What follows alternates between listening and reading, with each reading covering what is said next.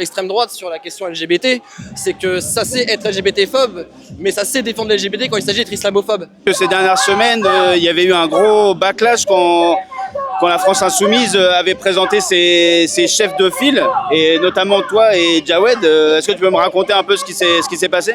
Alors, on a publié l'annonce, le communiqué, mercredi, il y a 2 semaines, un peu plus de 2 semaines environ. Et on a eu tout de suite une offensive réactionnaire, bon, faut dire, une meuf trans, tout ça.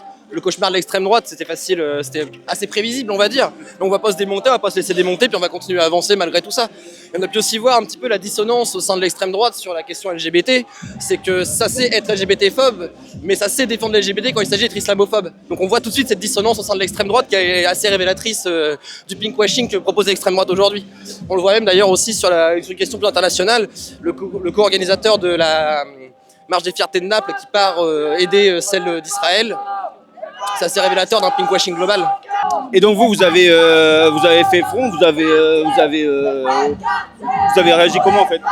C'est encore plus motivant de se dire qu'il faut lutter contre ces vagues de harcèlement-là, car si moi personnellement j'ai la chance, ça me touche pas. Il y a des gens que ça peut toucher, impacter, voire même pousser au suicide quand ça devient récurrent. Donc c'est toute une importance de lutter contre toutes ces formes de discrimination aujourd'hui. Donc la montée de l'extrême droite entraîne et est légitime de plus en plus.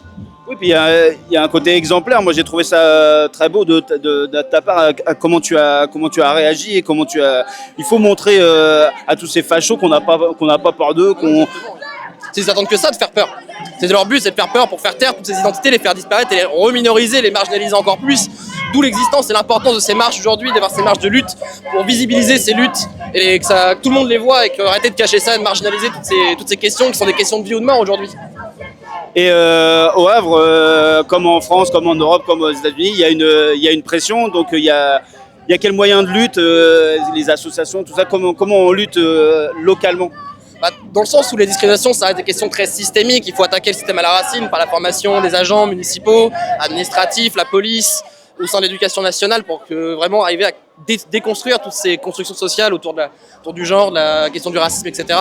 Il faut vraiment attaquer le problème à la racine et pas seulement faire du pinkwashing comme on peut le faire aujourd'hui en mettant un drapeau arc-en-ciel sur une marque, alors que ça reste des représentants du capitalisme et qui justement utilisent ces discriminations comme outil pour maintenir leur système hégémonique en place.